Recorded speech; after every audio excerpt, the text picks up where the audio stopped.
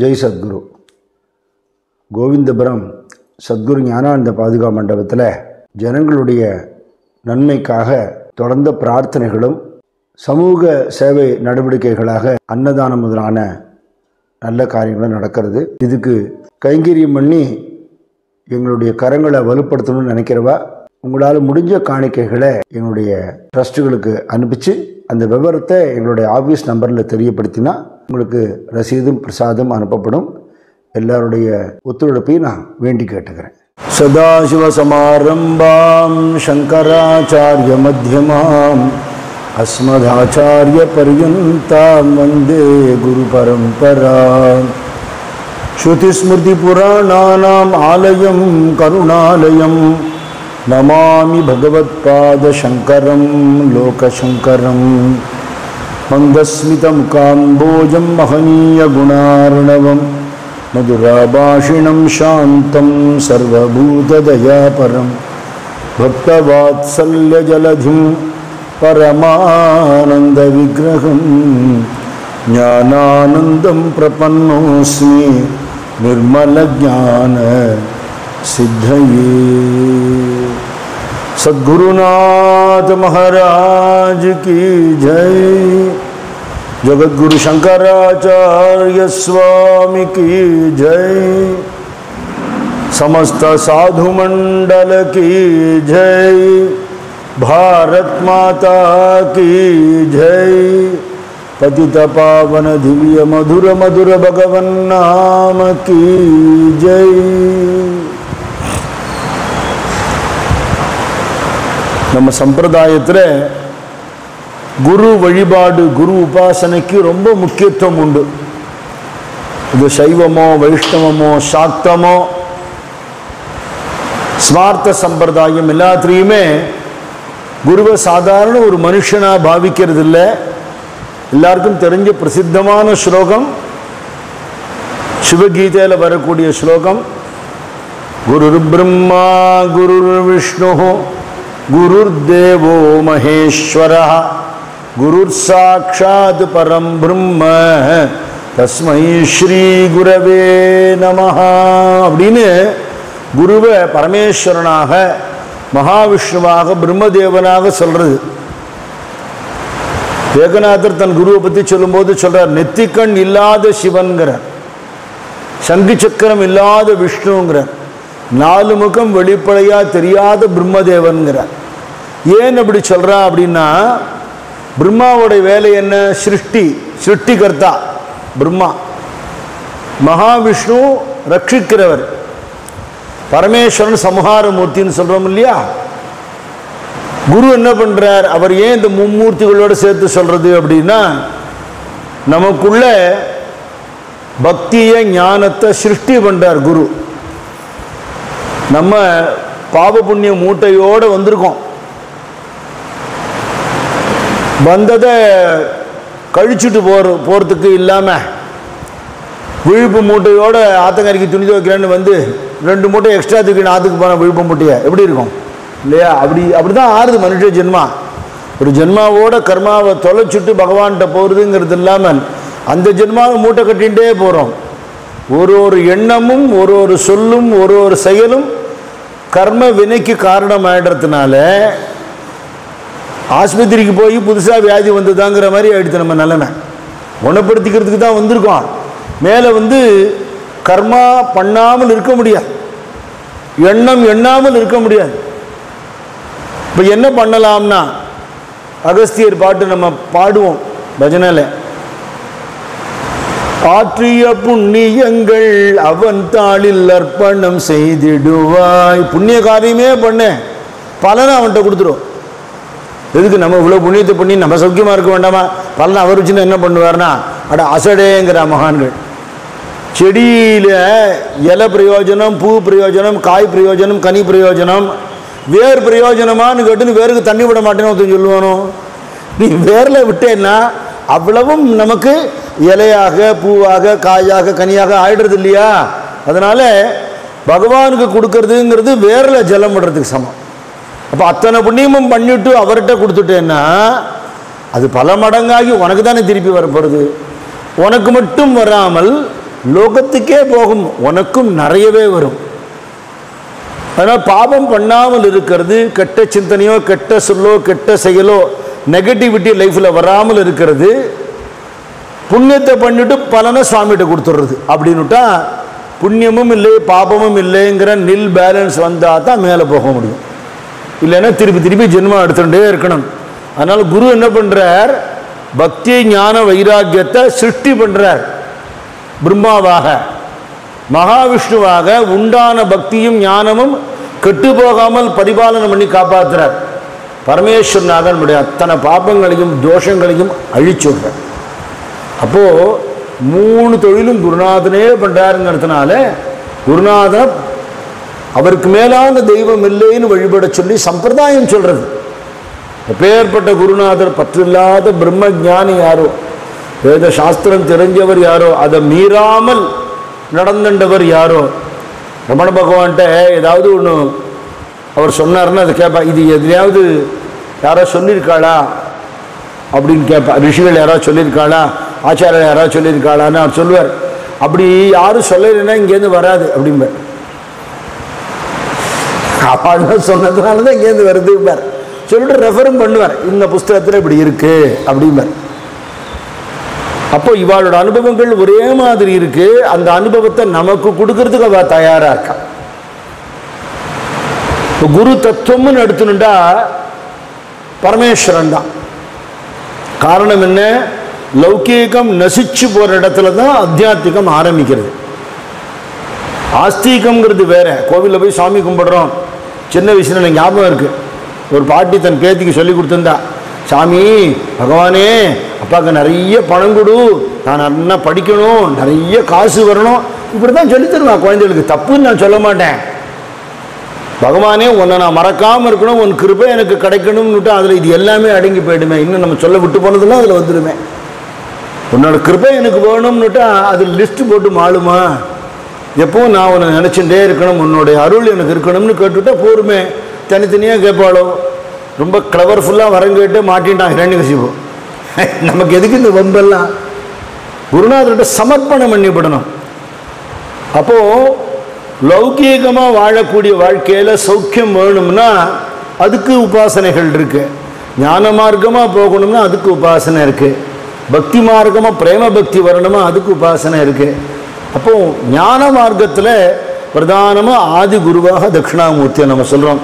நம்ம ஸ்மார்த்த சம்பிரதாயத்தில் நம்ம தபோன ஸ்லோகம் சொல்கிறோமே, 2 சம்பிரதாயமும் அதில் சேரும். சைவத்தில் பரமேஸ்வரன் மட்டும்தான், வைஷ்ணவத்தில் மகாவிஷ்ணு மட்டும்தான். இங்கே நம்ம எப்படி சொல்லுவோம்னா, சதாசிவ சமாரம்பாம் சங்கராச்சாரிய மத்தியமாம் அஸ்மதாச்சாரிய பரியந்தாம்னு பரமேஸ்வரன் ஆரம்பித்து ஆச்சாரியால் நடுவில் நம்ம குருநாதர் வரையில் குரு பரம்பரை. அது சொல்லிட்டு அடுத்த ஸ்லோகமே நாராயணம் பத்மபூமம் வசிஷ்டம் சக்திஞ்ச தத்புத்திர பராசரஞ்ச வியாசம்சுகம் கௌடபதம் மகாந்தம் கோவிந்திர யோகீந்திர மதாசி சிஷ்யம்னு சொல்லி ஸ்ரீ சங்கராச்சாரிய மதாசி பத்மபாதம் ச அஸ்தாமலக்கம் சிஷ்யம் தம் தோட்டகம் வார்த்திகாரமன்யான் அஸ்மத் குருன் சந்ததமானதோஸ்மின்னு 2ம் மெர்ஜ் ஆகக்கூடிய இடம் நம்மளுடைய சம்பிரதாயம். அப்போ அங்கே தட்சிணாமூர்த்தியில் ஆரம்பிக்கிறது. ஆச்சாரியால் நம்ம குருட்ட முடிஞ்சு கொடுத்து, இதில் நாராயணனில் ஆரம்பிக்கிறது. இதுலேயும் ஆச்சாரியால் வரார், நம்ம குரு வரார். அப்போ தட்சிணாமூர்த்திக்கும் நாராயணனுக்கும் நடுவில் லிங்க் என்னன்னு கேட்டால் பதில் என்ன தெரியுமோ, தட்சிணாமூர்த்தி தான் நாராயணனுக்கு தான் பதில். இதுதான் ஸ்மார்த்த சம்பிரதாயம், அபேதமான ஒரு திருஷ்டி. அப்படி குருநாதன பரமேஸ்வரன் எவன் தெரிஞ்சுட்டானோ அவன் பாக்யவான். குருகீத ஸ்லோகம், சிவபது திருஷ்யத்தே ஸ்ரீ குருஹு புண்ணியகர்மணா, நரவது திருஷ்யத்தே ஸ்ரீ குருஹு பாபகர்மணா. சிவபெருமானே என் குருநாதனா வந்திருக்காருன்னு புரிஞ்சுண்டானா புண்ணியாத்மா. நம்மள மாதிரி ஒரு மனுஷன் தாயா அப்படின்னு நினைச்சுட்டா நீ பாபின்னு சொல்றான். குருவை மனுஷனா நினைக்கிறது பாபம்னு சொல்லப்பட்டிருக்கு. உணர்றதுக்கு குருவே பகவானும் உணர்றதுக்கு நாளாகும். அட்லீஸ்ட் நம்ம பெரியவாள்லாம் அப்படி சொல்லியிருக்கா. அந்த நம்பிக்கையோடு இருப்போம்னா அது இருக்கலாமே இல்லையா? தர்மம் பண்ணுன்னு சொன்னால் என்னால் முடிஞ்சா பண்ணுவேன், இல்லைன்னா இல்லை, அதை நீ என்ன சொல்கிறது அப்படின்னு கேட்டுருவா. நம்ம சுவாமி சொல்கிறார், அப்போ பாட்டி அதனால் அறம் செய்ய விரும்புன்னு தான் சொன்னால், அறம் செய்யின்னு சொல்லலை. கொடுக்கணும்னு ஆசைப்படு. ஞானானந்த பாதுகாப்பு மாதம் 10,000 ரூபா தரேன் அப்படின்னு நினச்சிக்கோ. நீ கொடுக்குறியோ கொடுக்கலையோ நினச்சிக்கோங்க, ஒரு நாள் ஒரு நாளில் முடிஞ்சிடும். அங்கெல்லாம் போய் எல்லாம் கொடுக்கப்படாதியா அப்படின்னு நினைக்காத. நல்லது செய்யணும்னு அறம் செய்ய விரும்பு. அது மாதிரி குருநாதன் பரமேஸ்வரனோட சுரூபம்னு சாஸ்திரங்கள் சொல்கிறது, அதை நான் நம்புகிறேன். என் அனுபவத்தில் எனக்கு இன்னும் தெரியல, தெரிய வரும் பொழுது நிச்சயமாக நான் அனுபவிச்சுப்பேன். இப்போ காந்தம் இரும்பை இழுக்குங்கிறது எல்லாருக்கும் தெரிஞ்ச விஷயம். காந்தம் இங்கே இருக்கு, இரும்பு 2 தெரு தள்ளி இருக்கு, இழுக்குமோ? இழுக்காது. ஏன் இழுக்காது? இழுக்கிற அந்த ப்ராக்சிமிட்டியில், அந்த நெருக்கத்தில் அந்த இரும்பு இல்லை. அப்போ நம்மளை பகவானுடைய நெருக்கத்தில் ப்ராக்சிமிட்டியில் வச்சுட்டோம்னா அவர் இழுத்துப்பார். அப்படி வைக்கிறதுங்கிறது எது? இதுதான் சத்சங்கம். சத்சங்கத்தில் இருக்கிறது எவ்வளவு நேரம் முடியுமோ அவ்வளவு நேரம் பகவத் சிந்தனையில் இருக்க சுவாமி நம்மளை காந்தம் இரும்பு போல கவர்ந்து என்னை விடாமல் கலந்து என்னோடு இருப்பாய் அருணாச்சலாங்க ரமண பகவான். அப்போ அனுபவத்தினால குரு கூட இருந்து சேவை பண்ணி ஈஸ்வரனே தான் என் குருநாதனா வந்திருக்காருன்னு தெரிஞ்சுட்டார் தோட்டகாச்சாரியர். ஒரு பிரசித்தமான ஸ்லோகம் உண்டு. அஜ்ஞானாந்தர்கஹன பதிதான் ஆத்மவித்யோபதேசைஹி த்ராத்தும் லோகான் பவதவசிகா தாப பாபச்சமானான் முக்த்வா மௌனம் வடவிடபினோ மூலத்தோ நிஷ்பதந்தி शंभोर्मूर्ति चरति भुवने शंकराचार्य रूपा. அஜ்ஞானத்தில் அறியாமை இருட்டில் தவிச்சின்றிருக்கிற வழி தவறி விழுந்த ஜனங்கள், இந்த சம்சாரமாகிய வெம்மை காட்டில் தவிச்சு திண்டாடுறா. அப்படிப்பட்ட ஜனங்களை காப்பாற்றுறதுக்காக, திராத்தும் அவளை காப்பாற்றுறதுக்காக, ஆத்ம வித்தையை சொல்லி காப்பாற்றுறதுக்காக, எவர் கல்லால மரத்தடியில் மௌனமாக இருந்தாரோ, முக்த்வா மௌனம், மௌனத்தை விட்டார், இடத்த விட்டு அசையாமல் இருந்தாரோ அவர் நடக்க ஆரம்பித்தார். அப்படி நடந்து பேசினவர் யாரு? சங்கராச்சாரியார். முக்த்வா மௌனம் வட விடபினோ மூலத்தோ நிஷ்பதந்தி சம்போர்மூர்த்தி சரதி புவனே சங்கராச்சாரிய ரூபா. பெரியவா சம்பு சங்கரர் ஆனார்னு ஒரு ஆர்டிக்கல் எழுதியிருக்கார். தெய்வத்தின் குரலில் சொல்கிறார், சம்முன்னா மங்களம். அந்த சம்முக்கு உற்பத்தி ஸ்தானம் சிவபெருமான்கிறதுனால சம்பு அப்படின்னா அவர் இருக்கிற இடத்துல அந்த மங்களம் ஆனந்தம் பெருகின்றே இருக்கும். ஆனால் அந்த இடத்துக்கு நாம் போனால் தான் அனுகிரகம் கிடைக்கும் இல்லையா? எல்லாரும் வரமாட்டாளே. அதனால அது ஒரு நதியாக பிரவகிச்சு ஓடி வந்துடுத்து. சம்பு சங்கரர் ஆனாருங்கிறார். இந்த சிவபெருமான் கருணை பிரபாகத்தோடு ஓடி வந்தது தான் ஆச்சாரியாளோட அவதாரம். அதனால என்ன, அவர் ஊராக போனார், கிராமமாக போனார். நம்ம போதேந்திர சுவாமிகள் மாதிரி எல்லாரும் மடத்துக்கு உட்காந்து எல்லாம் உங்களுக்கு ராமநாம உபதேசம் பண்ணுறேன்னு சொல்லலை. உன் வீட்டு வாசலுக்கு நான் சொல்கிறேன், நீ திருப்பி சொல்லுன்னு சொன்னேன். என்ன கருணை இல்லையா? அப்படி ஆச்சாரியால் பூமிக்கு தெரு தெருவா கிராமமாக ஊராக போய் துக்கத்துக்கு விமோச்சனம் என்னங்கிறத சம்சார வாழ்க்கையில் திண்டாடுற ஜனங்களுக்கு உபதேசம் பண்ண அத்தனை பேருக்கு ஆனந்தத்தை கொடுத்தார். அப்போ பரமேஸ்வரன் தானே இல்லையா? அதனால அவர் சொல்றார் தோட்டகாச்சாரியால், பவயேவ பவானிதி மே நிதராம் சமஜாயத சேதசி கௌதுகிதா மம வாரய மோகமகாஜலதிம்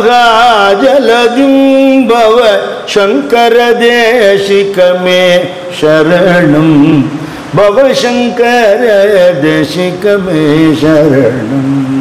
நீங்க பவன்னா சிவபெருமான், நீங்க அவர் தான் தெரிஞ்சுட்டேன். பவ ஏவ, அவரே தான். பவ ஏவ பவானி திமே நிதரா. தெரிஞ்சிருந்தனால என்ன குஷியா எடுத்து, நான் கைலாசத்துக்கு போகிறேன்னா எனக்கு அவ்வளோ தகுதி கிடையாது. தபஸ் பண்ணி சிவபெருமான நேர வரவழைச்ச ரிஷிகள்லாம் உண்டு, எனக்கு அவ்வளோ யோக்கியத்தை கிடையாது.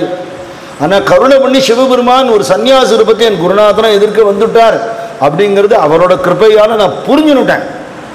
அது சிவபெருமானோட திருவடி நிழல்ல இருக்கேன் அப்படின்னு நினைக்கும் போது எவ்வளவு ஆனந்தமாக இருக்கு. இல்லையா? சமஜாயத சேதசி, என்னோட சித்தத்துல கௌதுகிதா, ஒரே குதூகலம், ஒரே ஆனந்தம், பகவானுக்கு நான் தொண்டு பண்றேன். சென்னை கௌடியா மட்டில் போட்டிருப்பான் கிருஷ்ணர் சன்னதி எதிர்க்க, beware that you are standing before the lord of யூனிவர்ஸ்னு போட்டிருப்பான். எங்கேயோ வந்தேன் பராக்கு பார்த்து நிற்காத, ஜகத் பிரபு தேவதேவம் அனந்தம் புருஷோத்தமம் அவர் இருக்கார், அவர் எதிர்க்க நீ நிற்கிறான்னு நினச்சிக்கோ. அட்லீஸ்ட் 24 மணி நேரமும் பக்தி இல்லாட்ட கூட சன்னதியில் நிற்கிற நேரத்துக்கு கூட பக்தி இல்லைன்னா எதுக்கு போகணும்? நம்ம போகவே வேண்டாம். நமக்காக அர்ச்சாவதார ரூபம் எடுத்துன்னு சுவாமி இங்கே வந்து உட்கார்ந்துட்டு இருக்காருன்னுட்டா அந்த கருண ததும்பர் திருமுகத்தை பார்த்து நமக்கு தெரிஞ்ச ஸ்லோகங்களையோ ஒரு நாமாவளியோ சொல்லி அவரோட கிருபையை அனுபவிக்கிறதுக்கு லாயக்கு இல்லாமல் ஏதோ அப்படி சைட் சீயிங் வர மாதிரி வந்துட்டு போனோம்னா என்ன பிரயோஜனம் இருக்கு? இல்லையா? இப்படி உள் வாங்கிக்கணும். சுந்தரமூர்த்தி சுவாமி வந்து சிவபெருமானை பார்த்தா சிதம்பரத்தில் 5 பேரறிவும் கண்களே கொள்ளாங்கிறார் சேக்கிழார். கண்ணோட வேலை, மூக்கோட வேலை, காதோட வேலை, வாயோட வேலை, தொக்கு தோலோட வேலை, இவ்வளவையும் கண் எடுத்துன்னு தான். பாக்கி புலன்கள் வேலை செய்யல, அவ்வளவு எனர்ஜியும் எடுத்து அந்த கண் அப்படி நடராஜரை பார்க்கறான். அப்படி பார்க்கணுமா சுவாமியை? அப்படி உள் வாங்கிக்கணுமா? தர்சனம்ங்கிறது எப்படி செல்லில் ஃபோட்டோ எடுக்கிறது நமக்கு தெரியறது, கண்ணால் எடுத்து உள்ளே போட்டுக்கோங்கிறான். அப்படி உள் வாங்கிக்கணுங்கிற அந்த மாதிரி பகவானை உணர்ந்து தரிசனம் பண்ணணும். பகவான் எதிர்க்க நிற்கணும். இங்கே வந்து நமஸ்காரம் பண்ணுறது சத்குரு ஞானானந்த சுவாமியுடைய சன்னிதானத்தில் அவருடைய திரு முன்னாடி நின்றுட்டு இருக்கோம், அவருடைய ஸ்ரீபாதத்தை தொட்டுன்னு இருக்கோம். நம்ம எப்பேற்பட்ட ஒரு கிருபை நமக்கு அப்படின்னு நினச்சிக்கணுமே தவிர ஏதோ வந்தோம் போனோம் மேலே கிழியும் பார்த்துட்டு இது என்ன ஃபேனு, இது என்ன பல்பு, இது இந்த மெஷ் எங்கே வாங்கினேன் இப்படிலாம் கேட்டாலும் பிரயோஜனம் இல்லையே. அப்படி மகான்கள் கூடவே பழகிறவா, மகாபிரிவா கூடவே இருந்த ஒருத்தருங்கிட்ட சொன்னார், இன்னைக்கு நாங்கள் சொல்கிறோம் பரமேஸ்வரன் பரமேஸ்வரன்னு, கூட இருந்தபோது சும்மா இருங்க பெரியவா உங்களுக்கு வேறு வேலையில் அப்படின்லாம் நாங்கள் பேசியிருக்கோம். நம்ம தப்போன்னு சாமி கூட இருந்தவா சொல்கிறோம், அட தாத்தா சும்மா இருங்க அப்படின்லாம் பேசியிருக்கோம். நாங்கள் அப்படி சௌலபியமாக எங்கள் கண்ணை கட்டி விட்டார். அவர் சுலபமாக பழகிறதுனாலேயே நாங்கள் அவர் தெரிஞ்சுக்காமல் போயிட்டோம். புத்தி குழப்பமாயிடுத்து. இவர் சொல்கிறார், நீங்கள் பகவான்னு தெரிஞ்சுன்னுட்டேன், ஆனால் தெரிஞ்சுன்றதுனால நான் கரையேறிடுவேணும்னா இல்லை. ஏன்? இப்போ நிறைய அநேக மகான்களுடைய சிஷ்யாள் இருக்கா, அவள்லாம் என்ன சொல்கிறா, இருக்கிறதுலையே சிரேஷ்டமான குரு என் குருநாதர் மட்டும்தாங்கிறா. அப்போ என்ன பண்ணுறீங்க நீங்கள்? இப்படி கையை வச்சுன்னு சூரிய பகவானை பார்த்துட்டு இந்த துவாரத்து வழியாக தெரிகிறாரே அவர் மட்டும்தான் சூரியன், வெளியில் மற்றவா பார்க்கறது சூரியனே இல்லைன்னா எவ்வளவு கிறுக்குத்தனமோ அவ்வளவு கிறுக்குத்தனம். எங்காத்து மாடியில தான் சந்திரன் தெரியும், உங்காத்து மாடியிலாம் தெரியாதுன்னா முட்டாள்னு தானே சொல்லுவான். உனக்கு எப்படி இப்படி தரிசனம் கொடுக்குறாரோ அந்த குருவே அவளுக்கு அந்த ரூபத்தில் தரிசனம் கொடுக்குறாருங்கிற அந்த அபேத பாவம் இல்லைன்னுட்டா என்ன பிரயோஜனம்? அப்போ நிறைய நம்ம பார்க்குறோம், ஒரு மடத்தை சேர்ந்தவாள் எங்கள் மடம் தான் வஸ்தி, எங்கள் குருநாதர் தான் வஸ்தின்னு பேசுகிறதும் அதை வச்சுன்னு சண்டை போடுறதும், எது அமைதிக்கு காரணமாக இருக்கணுமோ அந்த மதத்தின் பேரில் பகவான் பேரால் மகான்கள் பேரால் ஆச்சாரிய சுவாமிகள் பேரால் சண்டை போட்டால் அதை விட அசிங்கம் கேவலம் என்ன இருக்குது? அப்போ இது புத்தி மாறாட்டம், குழப்பம், இதுதான் மோகம்ங்கிற. இந்த மோகத்தில் நான் மாட்டினேன். ஆதிசங்கர் பகவத் பாதால் சிஷ்யனாகும் யாரு? நான். அந்த நான் போலியப்பா, அதுதானே பிரச்சனை. ரமண பகவான் ஒருத்தர் கேட்டார், இந்த நான் அப்படிங்கிற அதை ஒழிக்கணும்னு சொல்கிறாள், அது எப்படி அது அந்த விசாரத்தை பண்ணுறதுன்னார். அவர் பதில் சொல்லலை, பேசாமல் இருந்துட்டார். சரி ஏதோ யோஜனையில் இருக்கார் போஇருக்குன்னு அவர் சமைக்க வந்தவர் போயிட்டார்.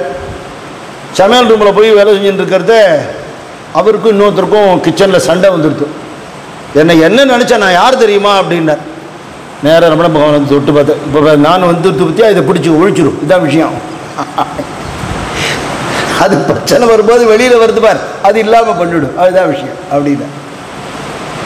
அப்போது நம்ம சத் சங்கத்தை இருந்துட்டே அகங்காரம் வந்துடுறது. நான் இந்த மடத்தில் இருக்கேன், இந்த சங்கத்தில் இருக்கேன், இந்த மகானை கும்பிடுறேன், எனக்கு இவ்வளவு தெரியும் அவ்வளவு தெரியும், போச்சு. மம வாரய மோகமகா ஜலதிம், மோகம்ங்கிற புத்தி மாறாட்டம் அப்படிங்கிற ஒரு அழுக்கு கடல்ல நான் போய் விழுந்து விடுறேன். சமயத்தில் சத்சங்கத்தில் இருக்கேன்னு பேர் நீங்களே கவனித்து பார்த்துருப்பேன். நான் யாரையும் மென்ஷன் பண்ணலை, கவனித்து பார்த்தா தெரியும். சோகால்டு சத்சங்கத்தில் இருக்கேன்னு சொல்லிக்கிறவா எத்தனை பேர் சத்சங்க பாவனையோடு இருக்கான்னு பார்த்தேன்னா இல்லையா? கோவிலில் பூஜை பண்ணுறா, முப்போதும் திருமேனி தீண்டுவார் கடியேன்னு சுந்தரமூர்த்தி சுவாமி சொல்கிறார். பரமேஸ்வரனை பாண்டவங்களை தொட்டு பூஜை பண்ணுறோங்கிற பக்தி பாவனை எத்தனை பேருக்கு இருக்கு? சுவாமி சன்னிதானத்தில் இருக்கோங்கிற பயபக்தி எத்தனை பேருக்கு இருக்கு? சுவாமி சொல்றார், பயமும் வேணும் பக்தியும் வேணும், அதனால தான் பயபக்தின்னு சொல்லியிருக்கு. அப்படிங்களா?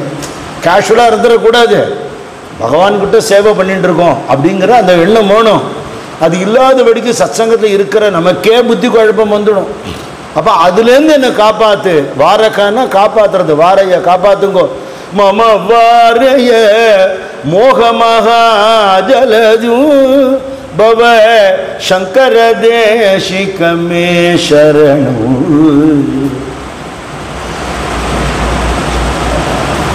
சுக்ருதே அதிக்ருதே பகுதா பவதோ பவிதா समदर्शन लालसता अतिदीनमिमं परिपालय मां अतिदीनमिमं परिपालय मां भव शंकर देशिकमे शरणं भव शंकर देशिकमे शरणं.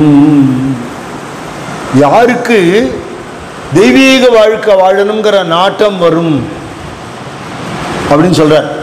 எல்லாருக்கும் வராது. ஏதோ நம்ம ஆசைப்படுறதுலாம் நடக்கணும். டயபெட்டிஸ் இருக்கா, மாத்திரை போட்டுட்டாலும் ஸ்வீட் சாப்பிட முடியல மாதிரி இருக்கணும். எதெல்லாம் வேண்டாங்கிறோம் அதை பண்ணுற மாதிரி இருக்கணும். ஆனால் பாதிப்பு வரப்படாது. இப்படி லௌகீக விஷயமாகவே தான் சிந்தனை போயிட்டு இருக்கே தவிர, கோவிலுக்கு போகிறா, சுவாமி கும்பிட்றா, நிறைய ஸ்தோத்திரங்கள்லாம் பாராயணம் பண்ணுறா, ஒன்றுத்துக்கும் குறைச்சல் இல்லை. எனக்கு பக்தியை கொடு, எனக்கு ஞான வைராக்கியத்தை கொடுன்னு நம்மள எத்தனை பேர் சுவாமிகிட்ட கேட்டிருக்கோம். தப்பி தவறி ஒரு வேளை கேட்டு கொடுத்துட்டாருன்னா என்ன ஆறுது கதி அப்படின்னு பயம் வந்துடுறது இல்லையா? எதையுமே நம்மளால் விட முடியலையே இல்லையா? அப்போ அது மாதிரியான நாட்டம் எல்லாருக்கும் வருமோ? வராது. ஆசாபாசங்கள் உள்ளவர்கள் தான். அதனாலேயே நீங்கள் சௌந்தர்ய இந்த ஸ்தோத்திரம் படித்தோன்னா இது நடக்கும், அபிராமிந்தா தித்தி படித்தா அது நடக்கும். திருப்புகளில் இந்த இப்போ திருப்புகள் பண்ணா உங்களுக்கு வீடு சொந்தமாக வீடு கட்டிக்கலாங்கிறா. அவர் எழுதியிருக்கார், வீடு பேர் மோட்சத்துக்கு எழுதியிருக்கார் அருணகிரிநாதர். நம்ம வீடு ஹவுஸ்க்கு நம்ம புரிஞ்சுட்டு இருக்கோம். எல்லாமே பலனை உத்தேசிச்ச காரியம் பண்ணி பழகிடுத்தோம். பலனை உத்தேசிச்சு காரியம் பண்ணாதேங்கிற கீதா ஸ்லோகத்தையே பலனை உத்தேசிச்சு சொல்கிறவா இருக்கா இல்லையா? யார் நிறைய புண்ணிய காரியங்கள் பண்ணி அதில் பலன் இல்லாமல், பலனை நாட்டம் இல்லாமல் பண்ணியிருக்காளோ, சுக்ருத்தே அதிகிருத்தே பகுதா பவதோ, நிறைய புண்ணிய காரியம் பண்ணிகிட்டே இருக்கணும். எந்த பலனும் எனக்கு வேண்டாம், பகவானே எனக்கு வேண்டாம், அப்படி இருந்துகிட்டே இருக்கணும். அப்படி இருக்கிறவாளுக்கு தான் ஞான வைராக்கியம் வேணுங்கிற எண்ணம் உண்டாகும். இப்போ நீ அது வேணும்னு கேட்டால் தானே அவர் கொடுப்பார். அவர் கல்பக விருட்சம் கேட்கறதானே கொடுப்பார். பரமஹம்சர் சொல்வார், கஷ்டப்பட்டு சக்கரவர்த்தியை பார்த்துட்டு எனக்கு 5 முருங்கைக்காய் கொடுன்னு ஒருத்தன் கேட்டானா, அந்த மாதிரி கேட்டுறப்படாது இல்லையா? அதனால் பகவானோட கிருப்பை அவர் கொடுக்கறதுக்கு தயாராக இருக்கார், கூடவே இருக்கேங்கிறார், என்ன கேட்டாலும் தரேங்கிறார். அப்படிங்கிறத பெரிய லாபத்தை சம்பாதிச்சுக்கு பார்க்கணுமே தவிர, அந்த சமதர்சனம் தரக்கூடிய ஞானம் எல்லாருக்கும் வருமா அப்படிங்கிற வராது. சுக்ருத்தே அதிகிருத்தே பகுதா பவதோ பவிதா சமதர்சன லாலசதா. சமதர்சனம்னா என்ன அப்படின்னா, யாரையும் எதையும் ஈஸ்வர ஸ்வரூபமாக பார்க்கறது.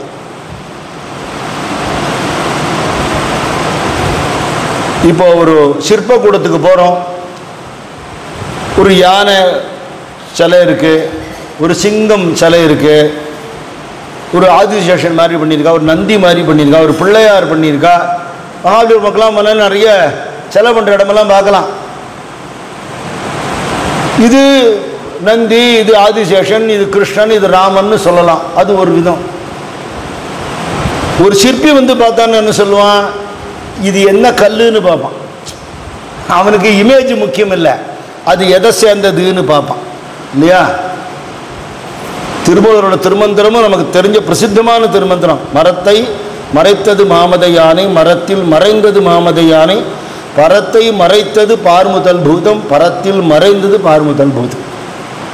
மரத்தினால ஒரு யானை பொம்மை பண்ணி வச்சுட்டா கேரளா பக்கமெல்லாம் பார்த்தா யானைக்குட்டி சைஸுக்கே பண்ணியிருப்பா. இங்கே தேகுல துக்காராம் மகாராஜுடைய காதா மந்திரில் அவ்வளோ பெரிய யானை பண்ணி வச்சுருக்கா. யானை சைஸுக்கே யானை பண்ணி கலர் வேறு அடித்து வச்சுருக்கா. சட்டுன்னு பார்த்தா பயமாக இருக்கும் ஒரு நிமிஷம். அதை யானைன்னு பார்த்துட்டா அது பயம் வந்துடுறது. மரம்னு தெரியல, மரம்னு தெரிஞ்சிட கிட்ட போய் நின்று ஃபோட்டோ எடுத்துக்கிறா. யானைங்கிற பயம் இல்லை. அதனால் பிரபஞ்சமாக நீ பார்த்தேன்னா ஈஸ்வரன் தெரிய மாட்டான்.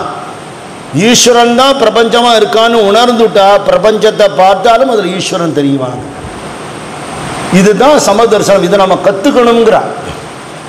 பாசந்தி, ரசமலாய், திரட்டுப்பால் நிறைய பேர் சொல்கிறோமே, எல்லாத்துக்கும் ஆதாரம் என்ன? பால் அப்படிங்கிறது ஆதாரம் இல்லையா? அப்படி ஊருனான்னு சொன்னால் சிலந்தின்னு அர்த்தம். சிலந்தி வலையில் உட்காண்டிருக்குங்கிறத நம்ம பார்க்குறோம்.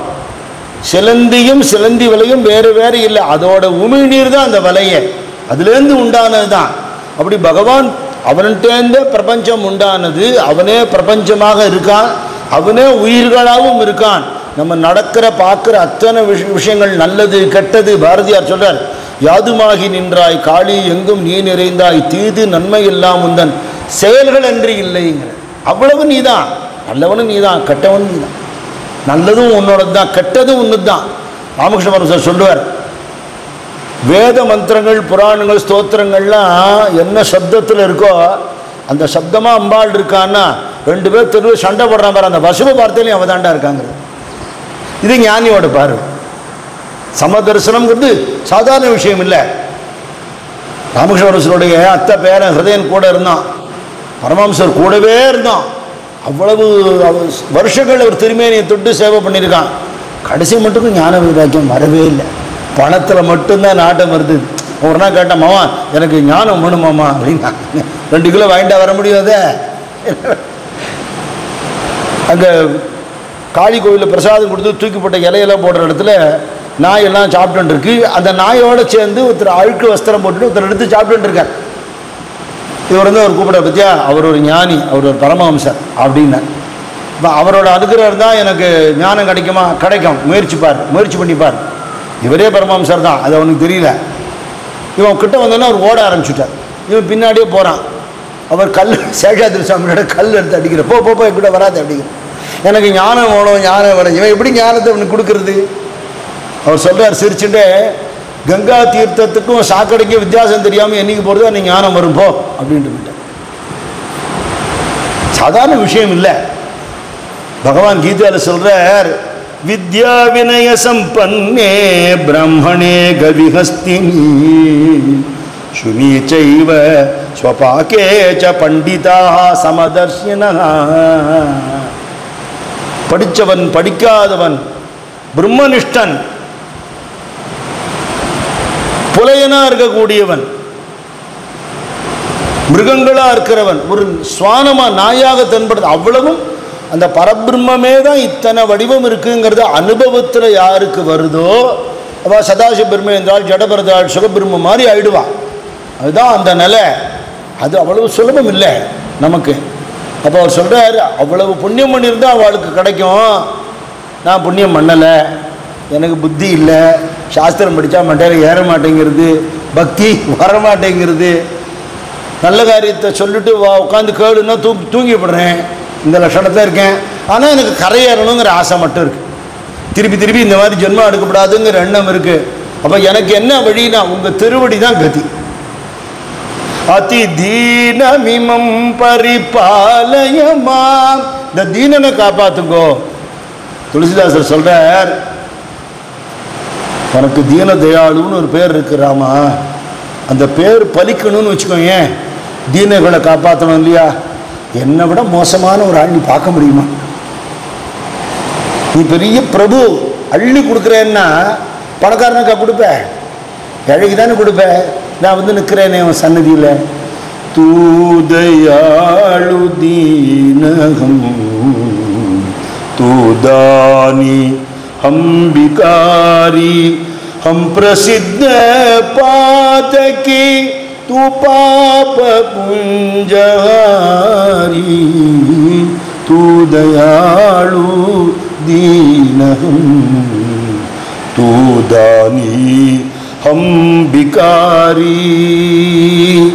உனக்கு அந்த பேர் நிற்கணும்னா, பதித்த பாவன்கிற பேர் நிற்கணும், பதித்தால காப்பாத்துறமே, இதோ வந்து நிற்கிறேன் பார், உன் பேரை காப்பாற்றுறதுக்காக வந்து நிற்கிறேன் பார். நீங்க தீன தயாளு குருநாதா, நான் தீனன். மற்ற சிஷ்யால நிறைய படிச்சவா, சுக்ருத்தே அதிகிருத்தே, நிறைய நல்ல காரியம் பண்ணியிருக்கா. பகுதா பவதோ பவிதா, அவளுக்கு ஞானத்துக்கு சமதர்சனத்துக்கு யோக்கியத்தை இருக்கு. சமதர்சனலாலசதா, நாட்டம் இருக்கு, எனக்கு அது இல்லை, ஆசை மட்டும் இருக்கு. அதிதீனமிமம் பரிபாலயமாம் பவசங்கர தேசிகமே சரணம். ஜகதீமவிதும் கலிதா கிருதயோ விசரந்தி மகாமக சச்சலதः அகிமாம் சுரிவாத்ர விபாசி குரு பவ சங்கர தேசிகமே சரணம்.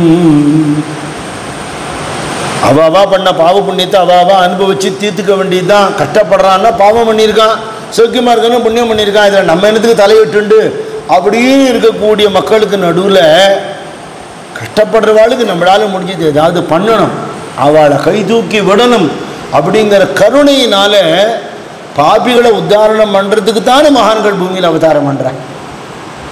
அவதாரம் பண்ணிட்டு அவளுடைய நிஜமான சுரூபத்தை காட்டிக்காமல் ஒரு சாதாரண மனுஷன் போல நடமாடுறா இல்லையா, நம்மளை ஏமாந்து போய்டுறோமே.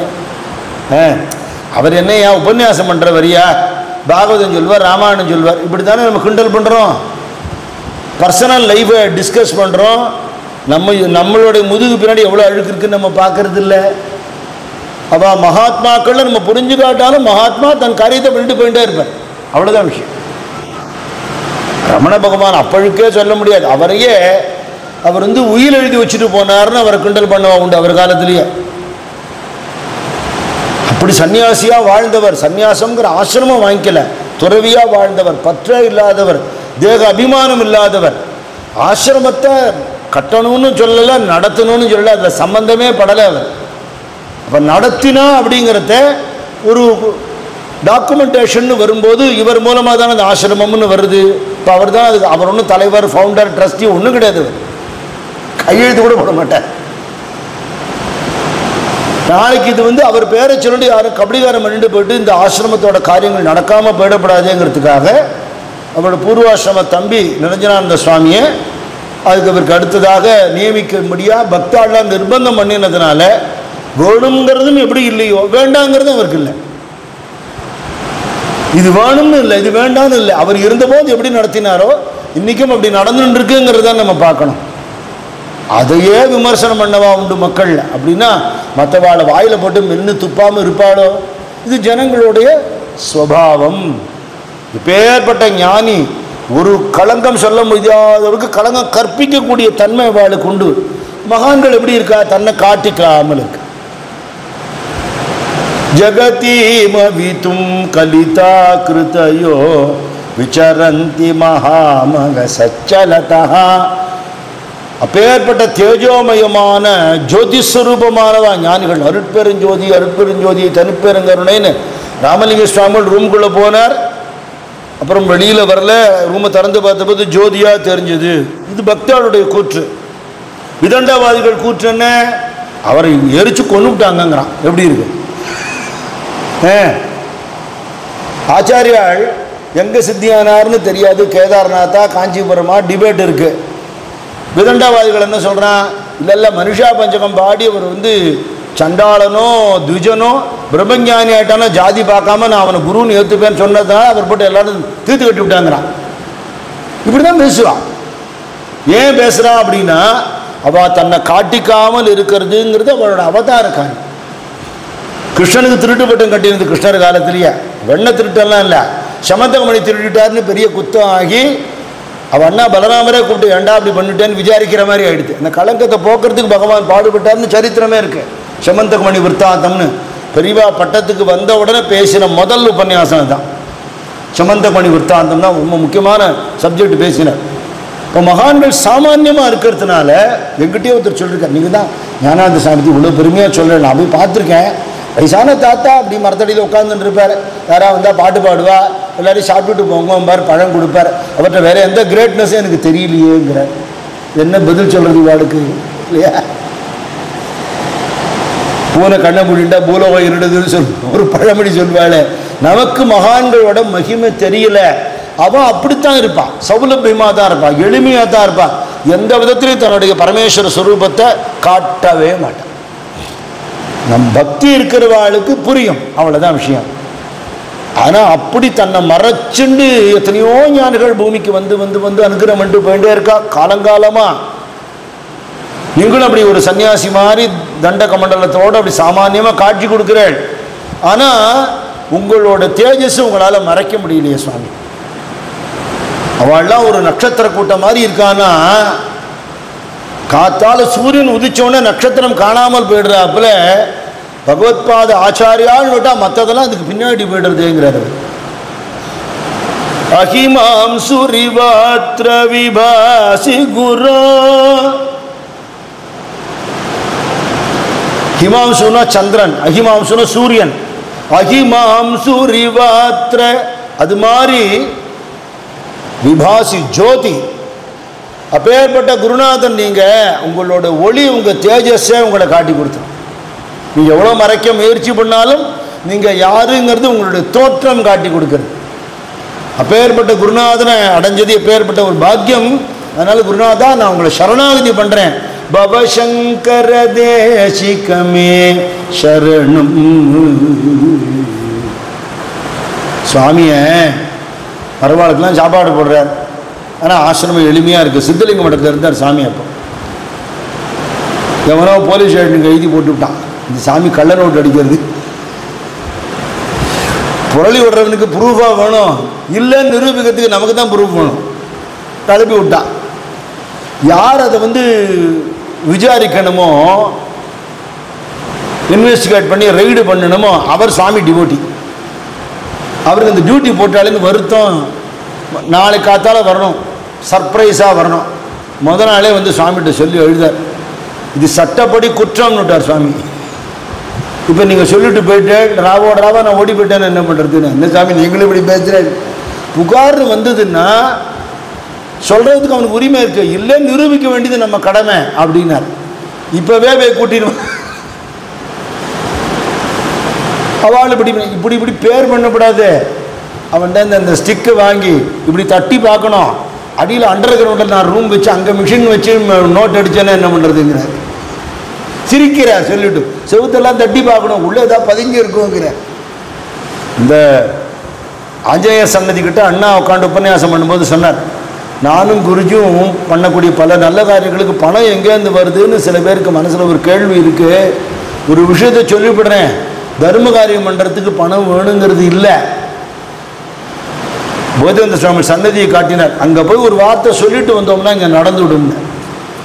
சரி, அப்போது நம்ம ஒரு கேள்வி கேட்போம், எதுக்கு இந்த மாதிரிலாம் நல்ல காரியம் நடக்குது, உங்களால் முடிஞ்சது கொடுங்கோன்னு கேட்குறேள் அப்படின்னு கேட்டால் பதில் என்ன தெரியுமோ, கொடுக்குறவாளுக்கு பாக்கியம் கிடைக்கணுங்கிறதுக்காக தான். நம்மளோட சின்ன சன்னதியாக இருந்தபோது கான்ட்ரிபியூஷன்ஸ் ஆர் அக்செப்டடு, இது மாதிரி டொனேஷன்ஸ் ஆர் அக்செப்டட், இந்த மாதிரி ஏதோ போட்டிருந்தோம். ஒரு அம்பாள் உபாசிக்கு ஒரு மாமி சிஷ்யாளோட வந்தா. மத்தியான நேரம் தரிசனம் பண்ணி போர்டெல்லாம் பார்த்தா. மாமா ஒரு சின்ன கரெக்ஷன் சொன்னால் ஏற்று போயிடா, சொல்லுங்க மாமின்னு. டொனேஷன் கான்ட்ரிபியூஷனுங்கிறதுலாம் எடுத்துருங்க. என்னன்னா, we can only offer, we cannot donate to சுவாமின்னா. சுவாமிக்கு காணிக்க சமர்ப்பணம் பண்ணலாம், அவருக்கு டொனேட் பண்ணுறது நம்ம யாருன்னு கேட்டேன். ஸோ ஒரு சான்ஸ் கொடுக்கறது. பணம் சம்பாதிக்கிறோம், எப்படி எல்லாமோ செலவழிக்கிறோம். அந்த பணம் குருநாதனுக்கு பயன்படணுங்கிற புண்ணியம் நம்ம பண்ணியிருந்தா கிடைக்குமே தவிர எல்லாராலையும் எல்லாம் கொடுத்துட முடியாது. சாமி அது எதிர்பார்க்கவும் இல்லை. ஒரு தர்ம காரியத்தை பண்ண வச்சு அதுக்கு நம்ம செலவழிக்கிறதுக்கு பல மடங்காக அவர் நமக்கு திருப்பி தருவாரே தவிர சுவாமி கடன் வச்சுக்கவே மாட்டார். எந்த மகானுக்கு எந்த தெய்வத்துக்கு கைங்கரியம் பண்ணுறவாளுக்கு அது அனுபவத்தில் இருக்கும். அதனால் மகான்கள் சாமான்யமாக இருக்கிறதுனால மக்கள் அண்டர் எஸ்டிமேட் பண்ணிவிடுறான். அவளை தெரிஞ்சுக்கிறது இல்லை, அதை பற்றி அவள் கவலையும் படலை. நீ என்னை தெரிஞ்சுக்காம இரு, என்னை வெயி, எனக்கு கவலை இல்லை, உனக்கு அனுகிரகம் பண்ணுறது நான் நிறுத்த மாட்டேன். அப்படிதான் அவளோட கருணை. திட்டவனுக்கு அனுகிரகம். அருணகிரிநாதர் சொன்னார் இல்லையா, மொய்தார் அணிகுழல் வள்ளியை வேட்டவன் முத்தமிழால் வைதாரியம் அங்கு வாழ வைப்போம். கண்ணா பின்னான்னு ஒருத்தன் அடுக்கு மொழியில் முருகனை திட்டுறான். முருகன் வள்ளி தேவியான்கிட்ட சொல்லுவாரான், என்ன அழகா எதுக மோனையோட வெய்யறான் பத்தியா அப்படிம்பாரான். அதுக்கு ஒரு அனுகிரகம் பண்ணுறேன் அப்படிம்பாரான். அதனால கருணை பகவானுடைய காருண்ய ரூபம்னா நிந்த வந்தையெல்லாம் ஒன்றும் வித்தியாசம் இல்லை. ஆனால் அந்த பரமேஸ்வரனே நீங்கள்ங்கிறத உங்கள் கருணையால் தெரிஞ்சுட்டேன்னு சொன்னதையே திருப்பியும் சொல்கிறார். குரு புங்கவ புங்கவ கேதனதே. ரிஷபத்து மேலே ஏறி இருக்கக்கூடிய ரிஷபாரூடான பரமேஸ்வரனே நீங்கள் குரு சிரேஷ்டனாக வந்திருக்கேங்கிறது நான் தெரிஞ்சுட்டேன். குரு புங்கவ புங்கவ கேதனதே. ரிஷப கொடியோடு இருக்கேன். சமதாமயதாம் நகி கோபி சுதீஹி. அவருடைய காலத்தில் அவர்கிட்ட விவாதம் பண்ணி ஜெயிச்சவான்னு யாருமே இல்லை. அத்தனை பேர்கிட்டையும் போய் பௌத்தமா சமணமா சார்வாகமா பூர்வ மீமாம்சகமா அந்தந்த சித்தாந்தம் உள்ளவாட்ட போய் பேசி அவளுக்கு வேதாந்தத்தை அத்வைத தத்துவத்தை புரிய வச்சு அவள் அஜ்ஞானத்தை மாற்றி ஊரூராக போய் பண்ணிட்டு வந்தார். இன்னைக்கு அவரோட கிரந்தங்கள் இருக்கு, ஆச்சாரியோட கிரந்தாவளி புஸ்தகங்கள் இருக்கு. அதை படிக்கிறவாளுக்கும் அதே அஜ்ஞான நிவர்த்தி இப்பவும் ஏற்படுறது. அவருக்கு சமமானவா அவர் காலத்தில் இல்லை, இன்னைக்கும் அவருக்கு சமமானவா யாருமே இல்லை.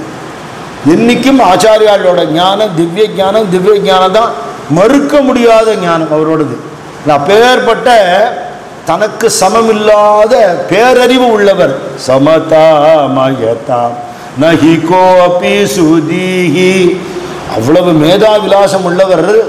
சாட்சாத் சிவபெருமானே ரிஷபாருடனா வந்த மாதிரி வந்திருக்கார் அப்படிங்கிறதுலாம் உங்களோட பெருமை. எனக்கு விஷயம் என்ன தெரியுமோ, குருநாதா சரணம்னு வந்துட்டா ஒரு குழந்தைய அம்மா பார்த்துக்கிற மாதிரி பார்த்துப்பேன். எனக்கு விஷயம் அதுதான். ஒரு பொம்பனாட்டி நிறைய படிச்சுட்டா, பெரிய பெரிய உத்தியோகத்தில் கடைசியில் டிஸ்ட்ரிக்ட் கலெக்டர் ஆகிட்டா. இப்போ வந்தான்னா 10 பேர் எழுந்து நிற்கிற மரியாதை கொடுக்குற மேடம்ங்கிற அது ஒரு பக்கம். அம்மா என்ன படிச்சிருந்து எந்த பதவியில் இருந்தா என்ன, எனக்கு அம்மா தான். குழந்தையோட பாவனை தானே. நான் அப்படி உங்களை குழந்தையா வந்து உங்கள்கிட்ட விழுந்துட்டேன். பிரியம் இல்லாமல் இருக்கிற குழந்தைகளை கூட வெய்யறதுக்கு ஒரு தாயார் தகப்பனாருக்கு மனசு வராது. நம்ம வளர்த்து ஆளாக்கி இவ்வளோ பண்ணினாலும் நம்மளை கொண்டு முதியோரத்தை விடுறவாளையோ கவனிக்காமல் இருக்கிறவா கூட நல்ல புத்தி வந்து நல்லா இருக்கணும்னு தான் வேண்டி பார்த்தவரை நாசமாக போகணும்னு தாயார் தகப்பனார் வாயில் வரவே வராது. அப்படின்னா அம்மாவே கதி அப்பாவே கதி அப்படின்னு இருக்கிற குழந்தைகள் மேலே அவளுக்கு எவ்வளோ வாத்சல்யம் எத்தனை பிரியம் இருக்கும்.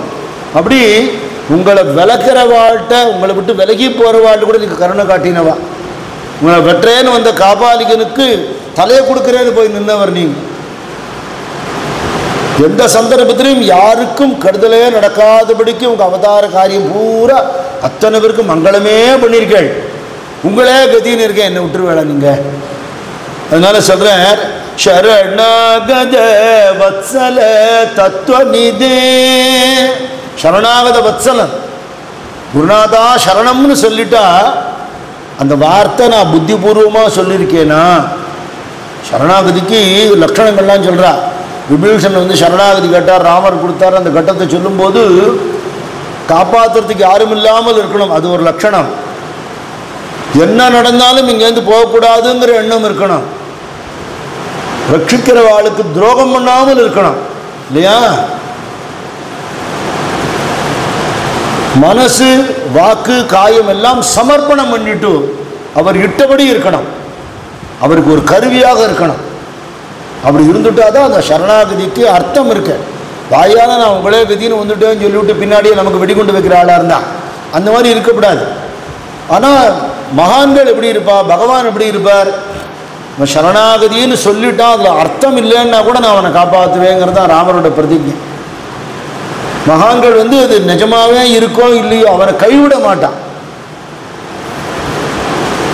ஒரு மகானுக்கு தன் விஷம் வச்சு விட்டானா, யாரோ பணம் கொடுத்தான்ட்டு விஷம் வச்சுட்டான்னு தெரிஞ்சு போயிடுது. அவர் சொன்னாராம், எனக்கு சரீரம் இந்த யாத்திரை சரீர யாத்திரை முடிய போகுதுன்னு எனக்கு தெரிஞ்சுடுத்து. ஏதோ ஒரு வியாதி வந்து முடிய போகணும், நீ விஷம் கொடுத்து நான் போகிறேன். ஆனால் நான் போகிறதுக்குள்ளே நீங்கள் எது ஓடி போயிடு, இதனால தான் போனேன்னு தெரிஞ்சுதுன்னா என்னோட சிஷ்யாலாம் உன்னை விட மாட்டேன், இந்த பணம் தரேன் ஓடி போயிட்டாரான். எப்படி இருக்கு? இதுதான் மகான்களோட கருணை. என்ன பண்ணினாலும் அவன் விட்டு கொடுக்க மாட்டான். அப்படி இருக்கிறத உளப்பூர்வமாகவே குருநாதா சரணம்னு ஒருத்தன் வந்துட்டா எப்படி கைவிடுவார் இல்லையா? ಶರಣಾಗತ ವತ್ಸಲ ತತ್ವನಿಧೇ ಭವ ಶಂಕರ தேசிகமே சரணம். சுவாமியோட சரித்திரத்தில் நான் சொல்லியிருக்கேன். சுவாமிக்கு சித்தலிங்க மடத்தில் இருந்த சுவாமிக்கு இப்போ தபோவனமாக இருக்கிற இடம் ஒரு பாம்பு புதரெலாம் இருந்தது, புத்து எல்லாம் இருந்தது, திருடாள்லாம் இருந்தா, துர்தேவதைகள் நடமாடுறதுங்கிறப்பல ஒரு ஹாண்டட் பிளேஸுங்கிற மாதிரி ஒரு வதந்தி. மனம் பூண்டியை தாண்டி திருக்கோவிலேருந்து இந்த பக்கம் வர்றவா யாருமே சாயிரட்சா நான் அந்த பக்கம் வரமாட்டா, பயப்படுவா. அங்கே ஒரு கொள்ளை கூட்டமும் இருந்தது. இந்த வதந்திகள்லாம் கிளப்பி விட்டுன்னு இவாளுடைய சட்டவிரோத காரியங்களுக்கு அந்த இடத்த பயன்படுத்தின்னு இருந்தா. அந்த இடம் ஒரு பக்தருக்கு சொந்தமானது. அந்த எந்த நல்ல காரியமும் அவரால் அங்கே பண்ண முடியல, தானும் இருக்க முடியல. என்ன பண்ணுறதுன்னு சுவாமிகிட்ட கேட்குறார். சாமி சொல்லுவார், எப்போவுமே அவர் சொல்கிற வார்த்தை அதை சரியாக புரிஞ்சுக்கணும்.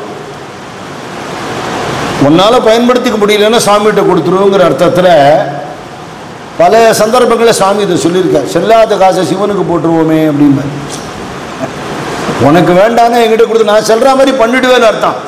நம்ம கொடுக்குற பொருள் மட்டமான பொருள்னு அதுக்கு விபரீதமாக அர்த்தம் பண்ணிக்கப்படாது. நம்ம கொடுக்குற பொருள் நமக்கு பயனில்லைன்னு கொடுத்தா அது எல்லாருக்கும் பயனாக, நமக்குமே பயனாக சாமி பண்ணிவிடுவேன். அப்படி கொடுத்த இடத்துல சாமி 2 குடிசை போட்டுட்டு உட்காந்துட்டார். 2 குடிசை எதுக்குன்னா, ஒன்று அவர் இருக்கிறதுக்கான், இன்னொன்று அங்கே யாராவது தரிசனம் பண்ண வந்து அவளுக்கு ஏதாவது ஆகாரம் கொடுக்கறதுக்கான். ஒன்றுமே கிடையாதுங்க, பாம்பு புத்து தான் இருக்குது இந்த இடத்துல. அங்கே போய் உட்காந்துருந்தார். இந்த திருடாலாம் என்ன பண்ணால், இங்கே இந்த இடத்துல நம்ம சட்டவிரோத காரியங்கள்லாம் பண்ண முடியாது, திருடின்னு பணமெல்லாம் பிரிக்க முடியாது. இந்த சாமியார் ஏன் இங்கே உட்காண்டாருன்னு தெரியல. அந்த ஐயா எழுதி வச்சு விட்டார் இவருக்கு. அதனால் என்னோட இருட்டில் உள்ளுக்குள்ளேருந்து கத்துறது, குரல் கொடுக்கறது, அங்கங்கே கல் விட்டு எறிகிறது எல்லாம் பண்ணி பார்த்தா, பயப்படுற சாமியாது பாடு உக்காண்டிருக்கார். உடனே என்ன பண்ணா, மண்ணெண்ணை விட்டு கொளுத்தி விட்டான் குடிசையை. சாமியார் போய் சேரட்டும். அது தர்மத்துக்காக சத்த நேரம் எரிஞ்சுட்டு அடைஞ்சு போயிடுத்து, ஒன்றும் ஆகலை. இவர் உள்ளேருந்து சிரிச்சுட்டே வெளியில் வராரு. இவாள ஒளிஞ்சிருந்து பார்க்குறா. ஒளிஞ்சுட்டு இருந்தவா வெளியில் வரலாம்னு வெளியில் வந்தா, ஏன் சபிச்சிட போகிறாரேன்னு பயம். சபிக்கிறவர் இல்லையே, ஏன் இப்படி பண்ணிட்டுன்னு. இந்த இடத்துல நாங்கள் திருடின பணமெல்லாம் பிரிப்போம், இங்கே நீங்கள் குடிசை போட்டுன்னு இருக்கீங்க, உங்களை தேடி மக்கள் வந்தாங்கன்னா இந்த இடம் மாறி போயிடும், எங்களுக்கு இடைஞ்சலாக இருக்குங்கிறதுக்காக உங்களை விரட்ட பார்த்தா நீங்கள் போல, அதனால் கொளுத்துறதுக்கு பார்த்தோம், சரியாக எரியாமல் போயிடுது அப்படிங்கிறான். திருடுறது பாவம் இல்லையோ அப்படின்னா, பாவம்தான், எப்போவோ திருடினோம், அதுக்கப்புறம் யார் தப்பு பண்ணாலும் எங்களை பிடிச்சி உள்ளே போட்டு விட்றா, அதனால் எங்களால் வேறு பழப்பு பழைக்க முடியாது, குடும்பம் இருக்குது, என்ன பண்ணுறதுன்னா. பழைக்கிறதுக்கு வழி ஏற்பாடு பண்ணி கொடுத்தா இதை விட்டுடுறதுக்கு அபிப்பிராயம் உண்டா? உண்டுன்னா. இந்த இடம் பூரா சாமிக்கு கொடுத்து விட்டார் சுப்பிரமணிய ஐயர். இது நல்ல விளை நிலம், இதில் ஒரு பகுதியில் நம்ம விவசாயம் பண்ணிப்போம், நம்ம குடும்பத்துக்கு எடுத்துட்டு மிச்சம் இருந்ததுன்னா சாமிக்கு ஆசிரமத்துக்கு கொடுக்கலாம்ட்டார். இன்னைக்கு இவரை தீர்த்து கட்டணும்னு நினைச்சவாளுக்கு அன்னிலேருந்து வாழ்க்கையே ஆரம்பம். இதுதான் மகான்களோட கருணை. இவன் என்ன சரணாகதி பண்ணாளா என்னை காப்பாற்றுங்கன்னு இல்லை, அவளுக்கே அனுகிரகம் பண்ணினா சரணாகதின்னு வருவாளுக்கு என்ன கிருபை பண்ண மாட்டா. சரணாகத வத்சல தத்துவநிதே, தத்துவநிதியா இருக்கக்கூடிய குருநாதன். பொதுவாக தத்துவங்கிறத நம்ம ஃபிலாசபின்னு சொல்கிறோம் இல்லையா, அதில் நிறைய டிஃபரன்சஸ் ஆஃப் ஒப்பீனியன்லாம் இருக்குது. ஞானேஸ்வர் மகாராஜா ஹரிபாட்டில் சொல்கிறார், மொத்தம் இதுதான் தத்துவம் அதுதான் தத்துவம்னு சொல்கிறான். 7 5 3 10 காஞ்சா மேளா ஏகா தத்வி கலா தாவி ஹரி, ஹரிபாட்டில் வருது. மொத்தம் 7 தத்துவங்கிறான், மொத்தம் 5ங்கிறான், மொத்தம் 3ங்கிறான், மொத்தம் 24ங்கிறான். எனக்கு தெரிஞ்சது ஒரே ஒரு தத்துவம்டா, ஹரி பாண்டுரங்கன், அவ்வளோதான் போ அப்படிங்கிறது. அதனால் மண்டை போட்டு குழப்பிக்க வேண்டாம். இதா பஞ்ச தன்மாத்திரைகளா, பஞ்சபூதங்களா, இது கர்மேந்திரியங்கள், ஞானேந்திரியங்கள், எதுக்கு மண்டையை ஒடிச்சுக்கிற, தெரிய என்ன பண்ண போகிற நீ, அது நமக்கு வேண்டாம். என்ன தெரிஞ்சுக்கணும், பரமஹம்சர் சொல்கிறார், தத்துவங்கிறதுக்கு அழகான எக்ஸ்பிளனேஷன்.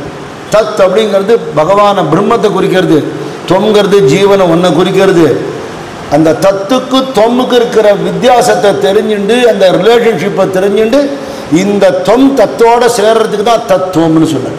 எவ்வளோ அழகான வார்த்தை பாருங்க. நம்மளும் தத்துவம் யூஸ் பண்ணுறோம். அதுக்கு ஒரு மகான் கொடுக்குற வியாக்கியானம். அந்த தத்துவ நிதியாக இருக்கக்கூடியவர் ஆச்சாரியர். அவருடைய பிரம்ம நிலையை நமக்கு கொடுக்கறதுக்காக அவதாரம் பண்ணின கருணை வள்ளல்ங்கிறதுனால சரணாகத வத்சல தத்துவ நிதே. சங்கர ஜெயந்திக்கு ஆச்சாரியால்ட்ட என்ன வேண்டிக்கணும்?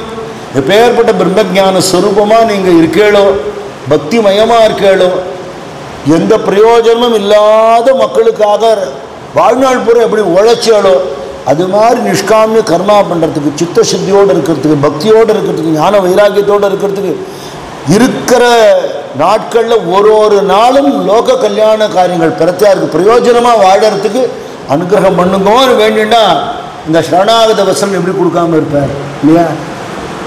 பவசங்கர தேசிகமே சரணம் விதிதானமயா விஷதைககலா நச கிஞ்சன காஞ்சனமஸ்தி குரு த்ருதமேவ விதேஹி கிருபாம் சகஜாம் பவசங்கர தேசிகமே சரணம் பவசங்கர தேசிகமே சரணம். இப்போ ஏதோ ஸ்தோத்திரம் சொல்கிறேன் அப்படின்னா நான் இங்கே நின்று ஸ்தோத்திரம் பண்ணுறேன், நீங்கள் அங்கே நின்று கேட்குறேள் இல்லை, அங்கே நின்று கேட்குறேள், இங்கேருந்து ஸ்தோத்திரம் பண்ணுறேன், அதுதான் நிஜம். எனக்கு என்ன தெரியும்? ஒன்றும் தெரியாது. சின்ன வயசில் இருக்கும்போது அப்போ பெரிய ரேடியோ பெட்டியாக இருக்கும் ஆற்றுல.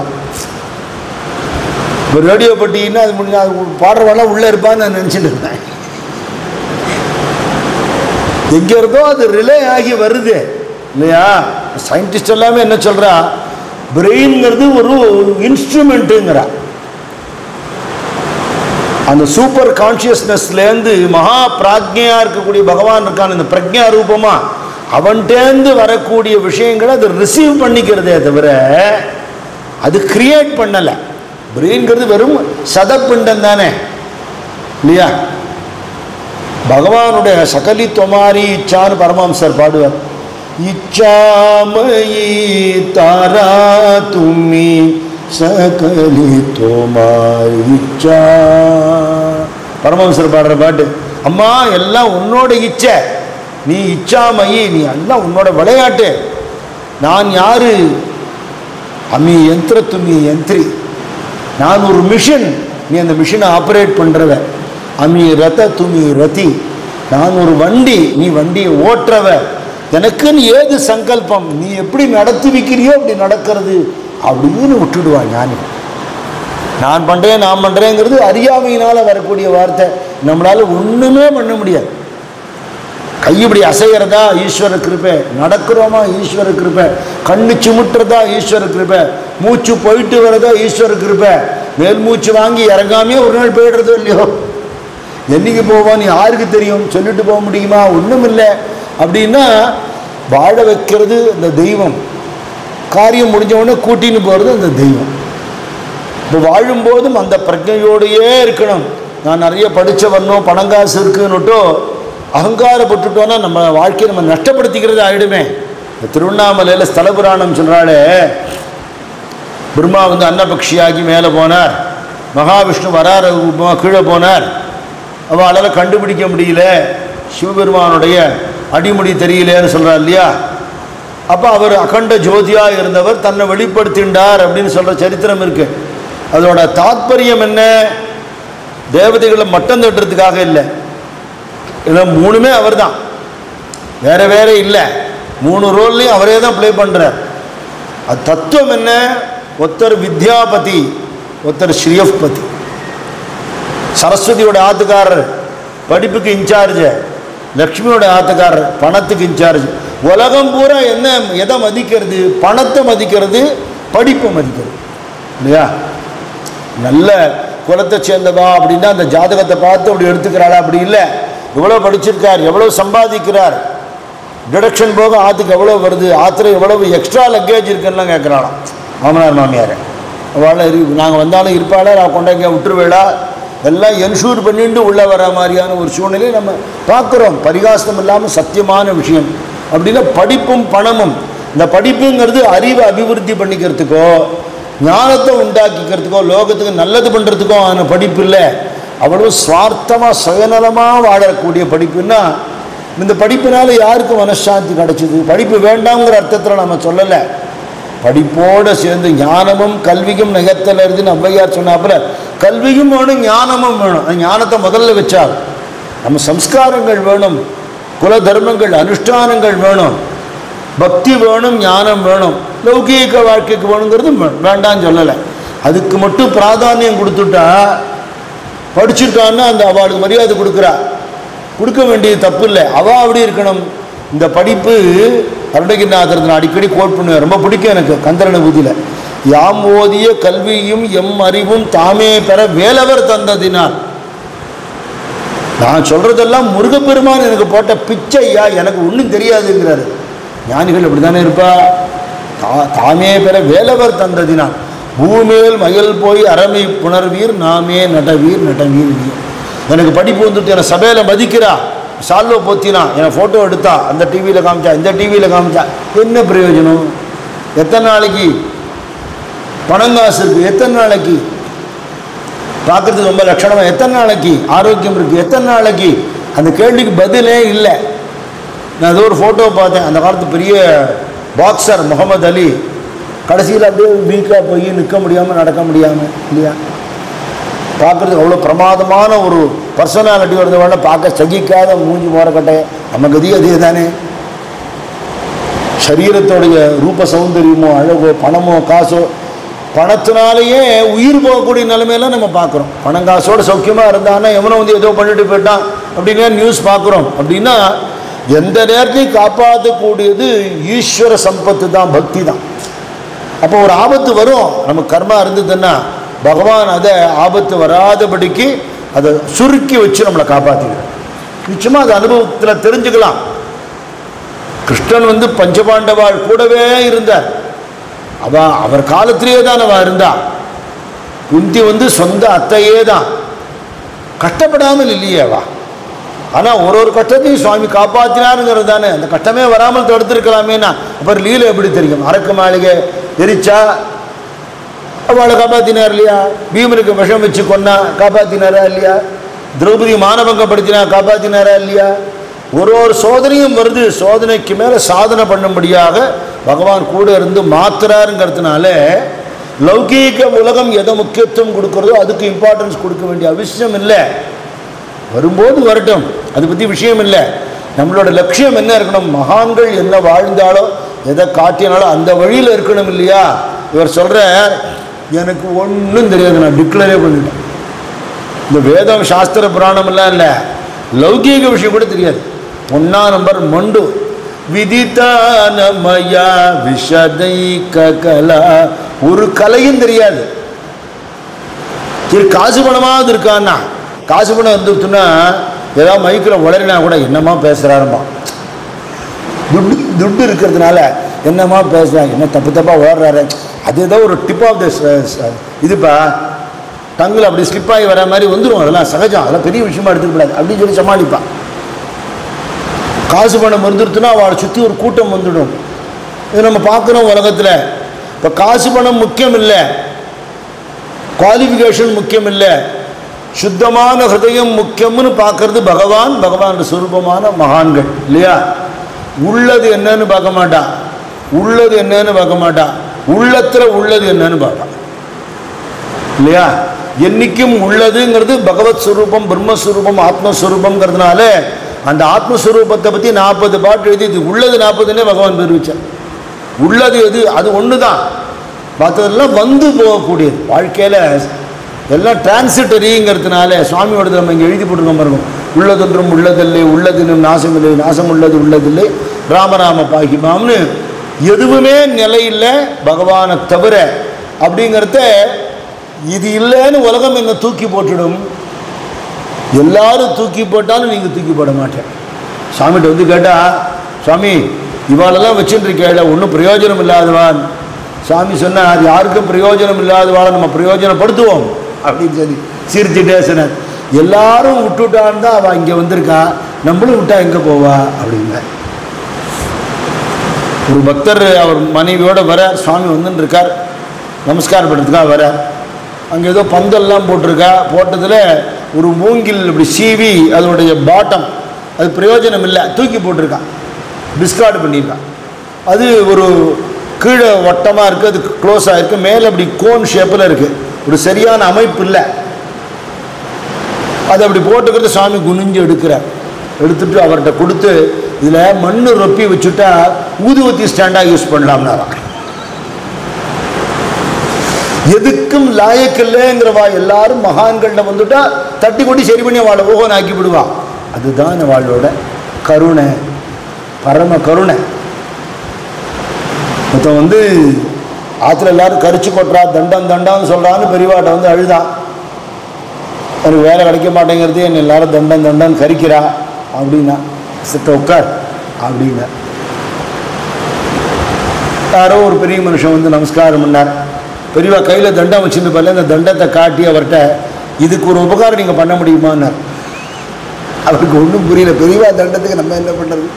பெரியவா சொல்லுங்க செய்கிறேன், இதுக்கு ஒன்றும் இல்லை, இந்த மாதிரி தான் அவனை வைக்கிறாள் எல்லாரும், தண்டம் தண்டங்கிறாளாம், படிச்சிருக்கான், வேலை கிடைக்கல, அவனுக்கு எதாவது பண்ண. பெரியவா சொன்னால் உத்தரவுனா நாளைக்கு வந்து பார்ப்பா வேலை தந்துடுன்ட்டு முடிஞ்சு போச்சு. அவன் 10 கம்பெனியில் ஏறி இறங்கியிருந்தா இதே மாதிரி தான் வசதி வாங்கியிருப்பான். மகாபெரிவாட்ட போய் உத்தியோகம் கேட்பாளோ அப்படின்னு அவன் நினைக்கல. லௌகீகமோ தெய்வீகமோ எனக்கு தெரிஞ்சது குரு சரணாரவிந்தன் தான், எனக்கு தெரிஞ்சு குருநாதனுடைய திருநாமம் தான். அப்படி இருந்துட்டா லௌகீகத்துக்கும் கிருபை உண்டு, தெய்வீகத்துக்கும் கிருபை உண்டு இல்லையா?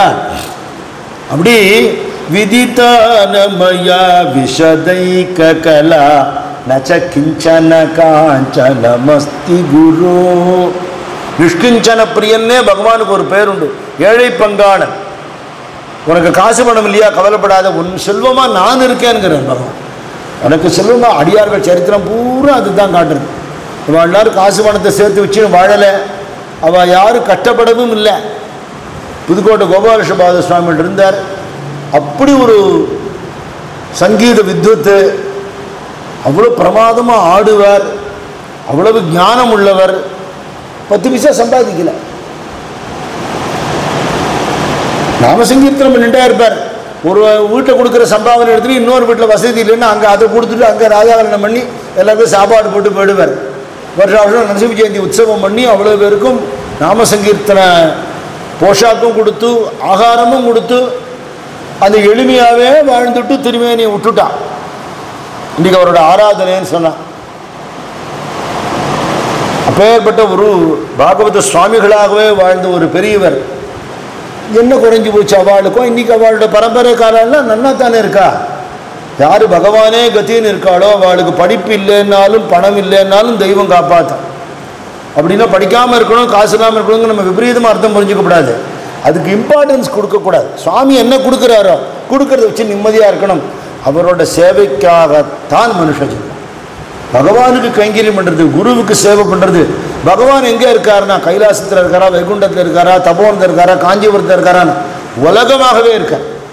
யாருக்கு நீங்கள் என்ன சேவை பண்ணினாலும் எந்த ஒரு கைங்கரியம் பண்ணாலும் பகவானுக்கு போகும். எல்லாரையும் ஈஸ்வர சுரூபமாக பார்க்குற ஒரு பெரிய ஞானம் தான் நமக்கு வர வேண்டியது. சமதர்சனம்ங்கிறது அதுதான். கோவிலில் இருக்கிறது சுவாமி தான், இங்கே இருக்கிறது சுவாமி தான், மகான்களாக இருக்கிறது சுவாமி தான், வேத பண்டிதாளாக இருக்கிறது சுவாமி தான், பாகவதாளாக இருக்கிறது சுவாமி தான், சமஸ்த ஜனங்களாக இருக்கிறது சுவாமி தான், வாசலை வந்து நிற்கிற அதுவும் சுவாமி தான். ஒரு நாய் பூனை எல்லாத்துலேயும் ஈஸ்வர சாநித்தியம் இருக்குதுன்னு உணர்ந்துண்டு நாயெல்லாம் விழுந்து நமஸ்காரம் பண்ணுற அளவுக்கு நமக்கு ஞானம் வராட்டா கூட கேவலமாக நினைக்காமல் இருந்துவிட்டாலே போதும். அப்படி இருந்தால் அதை ஒரு குவாலிஃபிகேஷனாக சுவாமி எடுத்துக்கிறார். நச்ச கிஞ்சன காஞ்சனமஸ்தி குரு திருதமேவ விதேகி கிருபாம் சகஜம். கிருபை பண்ணுங்கோ, அனுகிரகம் பண்ணுங்கோ, தயவு பண்ணுங்கோ அப்படின்னு நான் கெஞ்ச வேண்டிய அவசியம் இல்லை. ஏதோ கேட்கணும் போல் இருக்கு, கேட்டுவிட்டேன். நான் கேட்டால் நீங்கள் கொடுக்குறேன், கேட்காமலே கொடுக்குறவர் இல்லையா நீங்கள்? ஏன்னா உங்களுடைய இயற்கை சுபாவம் கிருபாம் சகஜம். சுபாவம் நம்ம சுவாமியை பற்றி பாடுறோம். சுபாவ சின்மயானந்தம் கிருபாபூர்ணம் ஜெகத்பதிம்னு கிருபை பண்ணுறதுங்கிறது இயல்பு அவளுக்கு. அனுக்கிரகம் பண்ணிகிட்டே இருக்கணும். ஒரு நாள் விடிகாத்தால் தபோவந்த சுவாமி 3:30 மணிக்கெலாம் வந்துடுவார். ஒரு 3:45 4 மணிக்கெலாம் மணி அடிச்சு விடுவார். ஞானானந்த சுப்பிரபாதம்னு பாடுவா தூங்கி வந்து அரை தூக்கத்தோடு பாடுவா. அவர் முன்னாடி தூங்காமல் உட்காந்துருப்பார். ஞானானந்தகிரி பிரபா தவ சுப்பிரபாதம்னு பாடுவா. அது தூக்கமே இல்லாத தாத்தா அன்றைக்கி 2:30 அடிச்சு விட்டாராம். விடிகாத்தால் 2:30 மணிக்கு. அவங்க இருக்கிறதே ஒரு குழா தான். கஷ்டப்பட்டு குளிச்சு விட்டு வெந்நீர்லாம் கிடையாது. இப்போ எல்லா சௌக்கியமும் இருக்குங்க. ஒரு வழியாக சாமி காத்துன்னு இருக்காருன்னு எல்லாரும் வந்துட்டா. ஒருத்தருக்கு கொஞ்சம் வருத்தம். இப்படி போய் மணி பார்க்க தெரியாமல் ஒரு தாத்தா அப்படி மணி அடித்தா என்ன பண்ணுறது? மணி ரொம்ப ஆலன். அப்படியா, நீங்கள் 2:30க்கே அடிச்சு விட்டேன் அப்படின்னு சாமியை கம்ப்ளைண்ட் பண்ணுற மாதிரி சொல்கிறார். இங்கே ஆசிரமத்தில் ஒரு இடத்துல ஒரு வெடியாரம் ஒரு நேரத்தில் ஓடுறது அப்படின்னு சொல்லி சிரிக்கிறார் சாமி. இல்லை சரியாக மணி பார்க்காம அடிச்சு விட்டார்னு தான் சொல்கிறார். சாமி டக்குன்னு நிறுத்திட்டு ஒரு பாவத்துக்கு போயிட்டார். சொல்கிறார், அது வயசாகிடுதா, தூக்கம் வரல, அனுகிரகம் பண்ணணுங்கிற தாபத்தில் சீக்கிரம் மணி அடிச்சு விட்டு. என்ன வார்த்தை! ஐயோ, நீங்கள் தூங்கிட்டு இருக்கேடே, உங்களுக்கு கிருபை பண்ணணுங்கிற கருணை வந்துடுத்து வெளில அடிச்சுட்டேங்க. எவ்வளோ அழகு இல்லையா? கிருபாம் சகஜாம், இயற்கை. அனுகிரகம் பண்ணாமல் இருக்கவே முடியாது. ரமண பகவான் ஒருத்தர், சுவாமி பகவானே எனக்கு கிருபை பண்ணணும்னார். அது இருந்துகிட்டே இருக்கு, போய் நீர் இடைஞ்சல் பண்ணாமல் இருந்தார். அனுகிரகம் இருந்துகிட்டே இருக்க. நம்மளோட ஈகோ குறுக்க வராமல் வந்துடுச்சுன்னா அந்த கிருபை வர்றதை தடுக்க முடியாது. ஜஸ்ட்டு நம்ம அவர் அனுகிரகம் பண்ணுறதுக்கு நம்மளை ஓப்பன் மைண்டடாக வச்சுக்கணும். பாத்திரத்தை அப்படி திறந்து வச்சுக்கணும், அவ்வளோதான்.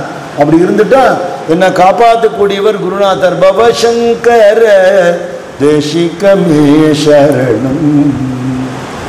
அப்படி அந்த 8 ஸ்லோகங்களை தாளம் போட்டு பாடி குதிச்சுட்டு அவர் ஆனந்தகிரி ஆனந்தமாக பாடினார். அதுக்கப்புறம் தான் தோட்டகாச்சாரியால் அவருக்கு பேர் வந்தது. அத்தனை சிஷ்யாலும் அவரை ஒன்றும் தெரியாத மக்குப்பிளாஸ்திரின்னு நினச்சிட்டு இருந்தவன் அவள் கூட கண்ணால் ஜலம் விட்டுட்டான். இது என்ன பிரயோஜனம்? நம்ம படித்து தெரிஞ்சுட்டு குதர்க்கம்தான் ஜாஸ்தியாகுது. ஒன்றுமே தெரியாமல் குரு சேவையே கத்தின்னு இருந்து இப்போ ஏற்பட்ட ஒரு நிலைமை வந்துடுச்சு அவனுக்கு. இந்த பக்தியை தான் நாம் கற்றுக்கணும் அப்படின்னு அத்தனை பேரும் அந்த ஸ்தோத்திரங்களை சொல்லிட்டு ஆச்சாரியால நமஸ்காரம் பண்ணா அப்படிங்கிற பிரசித்தமான சரித்திரம் சங்கர விஜயத்தில். தோட்டக்காட்டத்தை எப்போ எந்த ஆச்சாரிய சன்னதிக்கு போனாலும் சொல்லி நமஸ்காரம் பண்ணுறதுங்கிற ஒரு பழக்கம் உண்டு. மகாபரிவா அது ரொம்ப விரும்பியிருக்கார்.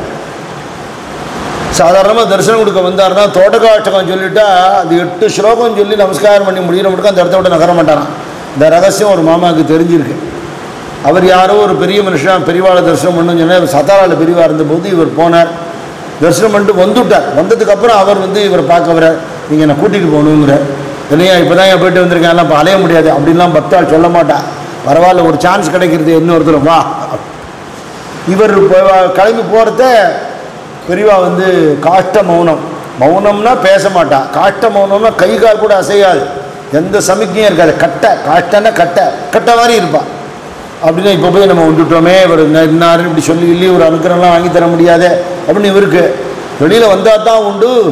பிரசிடென்ட்டு பிரைம் மினிஸ்டர் எல்லாமே வந்துட்டு பார்க்க முடியாமல் கிளம்பி போயிட்டா அப்படின்னு சொல்கிறாங்க. துறவிக்கு வேந்தனும் துரும்பு நம்ம சுவாமி சொல்வார். ஞானிகள் யாருக்கும் கட்டுப்பட்டவா இல்லை, அங்கே ஒரு சட்டமும் செல்லுபடியாகாது. இவா நின்றுட்டே இருக்கிறத மனசுக்குள்ளே இவர் என்ன பிரார்த்தனை பண்ணிட்டாரோ அப்படி ஒரு நிமிஷம் தரிசனம் கொடுத்துட்டு பெரியவா அப்படி திரும்பி போகிறார். ஒரு க்ஷணம் இவர் பார்த்தார். இவர் ரொம்ப நாள் கழிச்சு வந்திருக்கார். இவர் தரிசனம் பண்ணுறதுக்கு ஒரு சான்ஸு. இவர் ஒரு ஃப்ராக்ஷனை இப்படி திரும்ப போகிறாருன உடனே டக்குன்னு விதிதா கீழ சாஸ்திர சுதாஜர பெரியவா திரும்பி நின்றுட்டார். ஒரு ஸ்லோகம் சொல்லி பவசங்கர தேசிகமாக சொல்ல ஒரு நமஸ்காரம். ஒரு நமஸ்காரம் இல்லை, ஒருத்தருக்கு 4 நமஸ்காரம். சன்னியாசிக்கு 4 நமஸ்காரம் பண்ணணும். அப்படி பண்ணி முடிகிற மட்டும் பெரியவா அப்படியே நின்றுட்டே இருந்தாலாம். அவருக்கு நல்ல தரிசனம் ஆச்சு. பெரியவா அப்புறம் கையை தூக்கி அப்படின்னு உள்ளே போயிட்டார். இப்போ அங்கே இருக்கிறவா சொன்னாலாம், ஓய் நீர் புத்திசாலியா, தோட்டக்காஷ்டம் சொன்னால் பெரியவாளை கட்டு போட்டலான்னு உங்களுக்கு தெரிஞ்சிருக்கு, அது அவரோட அனுகிரகம் தான் அப்படின்னாராம். எந்த ஆச்சாரிய சன்னதிக்கு போனாலும் தோட்டக்காஷ்டம் சொல்லி நமஸ்காரம் பண்ணுறது ரொம்ப விசேஷமானது. பகவத் பாதாளுக்கான அற்புதமான ஒரு ஸ்தோத்திரம் ஆனந்தகிரி சுவாமிகள்ங்கிற தோட்டகாச்சாரியால் பண்ணது. தபோவனத்தில் நித்திய பாராயணமாக அது உண்டு. நம்மளும் இங்கே ஸ்தோத்திரத்தில் அதை சொல்கிறோம். அது ஒரு 2 நாளில் எவ்வளோ முடியுமோ, ஏன்னா நான் கடிகாரத்தை பார்த்துட்டே தான் பேசுகிறேன். ஒரு ஸ்லோகத்துக்கும் அர்த்தம் சொல்லும்போது நிறைய லீலைகள் உபகதைகள் ஞாபகம் வருது. இதை வச்சுட்டு சங்கர விஜயத்தையும் முழுக்க சொல்லிவிடலாம் நம்ம. ஆனால் இப்போ நம்ம ஒரு 2 நாள் இதை வச்சுட்டு இருக்கோங்கிறனால இந்த 2 நாள் இது பூர்த்தி பண்ணுறதுக்கு யதாசக்தி நம்ம முடிஞ்ச வரைக்கும் இதை அனுபவித்தோம். அர்த்தம் தெரிஞ்சுன்னு சொல்லும்போது நமக்கு பாவம் ஜாஸ்தியாகும். அடுத்த தினம் தோட்டக்காட்டவன் சொல்கிறத ஆனந்தகிரி சுவாமிகள் சிங்கேரியில் அப்படி நிற்கிறாப்பிலையும் ஆச்சாரியால் எதிர்க்க அப்படியே ஒரு உருகிண்டு அந்த ஸ்தோத்திரம் சொல்கிறாப்புல மனசில் ஒரு காட்சி வந்துட்டு வச்சுக்கோங்களேன், நம்ம அனுக்கிறதுக்கு பாத்திரமாட்டோம் இல்லையா. ஏதோ ஒரு புஸ்தகம் கொடுத்துருக்கா படிக்கிறோன்னு இல்லாமல் அந்த பாவம் வேணும். தானே அர்த்தம் புரிய ஆரம்பிக்கும், கொஞ்சம் கொஞ்சமாக நமக்கு புரிய ஆரம்பிக்கும். அந்த குரு கிருபை நமக்கு பூரணமாக கிடச்சி எல்லாருடைய குடும்பங்கள்லையும் குழந்தைகளுக்கெல்லாம் பக்தி உண்டாகணும். தேசத்தில் பூரா எல்லாருக்கும் நம்மளுடைய சம்பிரதாயத்தில் நாட்டம் உண்டாகணும். நல்ல கர்மானுஷ்டானங்கள், ஞான வைராக்கியம், பக்திக்கு உண்டான சாதனைகள் இதெல்லாம் நமக்கு ஏற்பட்டு தேசம் பூரா சுபிக்ஷமாக இருக்கணும். இதான் நம்ம நித்தியப்படி பிரார்த்தனை பண்ணிக்க வேண்டியது. எல்லாரும் பாபா வீட்டில் பர்சனல் பிரார்த்தனை பண்ணிக்கிறோம், பண்ணிட்டா தப்புன்னு நான் சொல்ல மாட்டேன், பண்ணிக்கலாம். அதோட தேசம் நன்னா இருக்கணும். சுவாமி குண்டலாக சொல்லுவார், நான் நன்னா இருக்கணும்னு எல்லாரும் வேண்டிக்கிறா, சுவாமி நன்னா இருக்கணும்னு யாரும் நினைக்கிறது இல்லை அப்படின்பாரா. சுவாமி நன்னா இருக்கிறதுனா என்ன? சுவாமிங்கிறது தர்மம், தர்மம் நன்னா இருக்கிறதுனா சுவாமி நன்னா இருக்கிறது. அவள் போய் நன்னா இருக்குன்னு யாரும் சொல்ல முடியுமா? பல்லாண்டு பல்லாண்டு பல்லாயிரத்தாண்டுன்னு பெரியாழ்வார் பாடினார்னா பெருமாளுக்கு மங்களாசாசனம் இல்லை. பெருமாள்னா தர்மம், பகவான்னா தர்மம். இந்த தர்மத்தை ரட்சித்தால் நாம் எல்லாம் க்ஷேமமாக இருப்போங்கிறதுனால அத்தனை பேருக்கும் சத்புத்தி வரணும். அதுக்கு நம்மளால் ஆன பிரயத்தனங்கள், ஒரு நாம பிரச்சாரமோ பக்தி பிரச்சாரங்கள், நம்மளுடைய கர்ம அனுஷ்டானங்கள், பூஜையெல்லாம் விடாமல் இருந்து நம்மளை பார்த்தாலே அவளுக்கு அது தோணணும். நம்மளை பார்த்தா ஹாய் ஹவுடு விடு குட் மார்னிங்லாம் சொல்லப்படாது, ராம் ராம்னு வரணும், சிவசிவான்னு வரணும். அப்படி வாக்கில் நாம வரணும். போகிற இடங்கள்லாம் அந்த ஸ்பிரிச்சுவாலிட்டியை வைப்ரேட் பண்ணிகிட்டே போகணும். நம்ம போகிற இடங்களில் அந்த நல்ல எண்ணங்கள் அவளுக்கு ஏற்படணும். அந்த மாதிரி நம்ம வாழ்க்கையை மாற்றிக்கணும். அப்படி இருந்தால் உண்மையான குரு கைங்கரியம், குரு சேவேன்னு அது ஆகிடும். அப்படி இந்த இடத்துல சுவாமி இப்படி ஒரு சன்னதியை ஏற்படுத்தி இதை மையமாக வச்சுட்டு எல்லாருக்கும் நல்ல விஷயங்கள் போய் சேரணுங்கிறதுக்காக இந்த பாதுகா மண்டபத்தை சுவாமி ஏற்படுத்தியிருக்கார். அடிக்கடி இப்படி சத்சங்க நிகழ்ச்சிகள்லாம் பண்ணுறதுக்கும் சுவாமி கிருபை பண்ணியிருக்கார். இதில் என்னன்னா, நீங்களாம் சிரவணம் பண்ணால் உங்களுக்கு புண்ணியம்னு சொல்ல முடியாது. நீங்களாம் வந்திருக்கிறதுனால எனக்கு புண்ணியம். இப்படி பக்தியோடு 4 பேர் கேட்கும்போது தான் நமக்கு சொல்கிறதுக்கு ஒரு ஆனந்தம் உண்டாகும். தனியாக நம்மளே அந்த அர்த்தத்தை மட்டும் நினச்சிட்டு இருந்தோம்னா அதை விட இது ருச்சி ஜாஸ்தி. கூடி இருந்து குளிர்ந்தேலுவர் எம்பாவாயின்னு ஆண்டாள் சொன்னா. அப்படி பக்தாளோட சேர்ந்துட்டு மகான்கள் சரித்திரத்தை, அவள் லீலைகளை, அவள் கிரந்தங்களை அனுபவிக்கிறது பரம பாக்கியம். இந்த பாக்கியம் நமக்கு எப்பவும் கிடைச்சுட்டே இருக்கணும்னு சுவாமியை பிரார்த்தனை பண்ணி சத்குருநாத் மகாராஜ் கி ஜெய். ஞானானந்தா ஞானானந்தா சத்குரு